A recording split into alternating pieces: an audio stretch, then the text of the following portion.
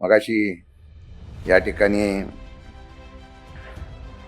सतीश पैदामनी ब्रिगेडची व्याख्या केली.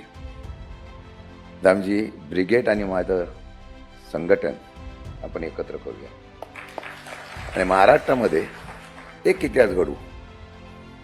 फार तुमचं अन्याय आहे ते मगाशी सांगितलं. आदिवासी विभागाचा निधी वगैरे सगळं तुम्ही बोलत नाही ना, त्यामुळे तुम्ही बोलत नाही, विरोध करत नाही, म्हणून ह्या लोकांनी पाहिजे तसा असा आपला निधी वळवण्याचा प्रयत्न केला. मी साधं सांगतो, माझ्या गावाच्या बाजूला लागणारे अनेक वर्षापासूनचं कातकरी समाज आहे.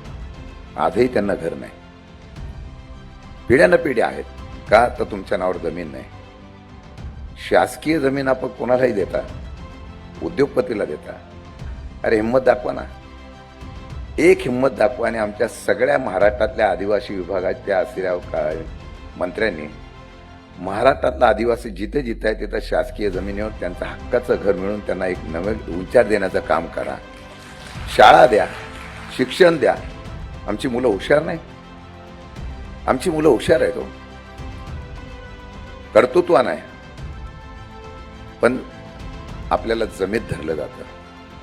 माझ्या माई बहिणींना सांगेल, ह्या योजना आणतात ना, लाडक्या बहिणी वगैरे, बाजूला ठेवा. तुमचा अधिकार आहे हो, त्याच्यापेक्षा दुप्पटीने पैसा तुमच्याकडे आला पाहिजे. 8-10 हजार कोटी रुपये सरकार या ठिकाणी आदिवासी विभागाला देतं आणि तोच निधी दुसरीकडे नेण्याचा प्रयत्न होतो. तुम्ही चिडून उठला पाहिजे.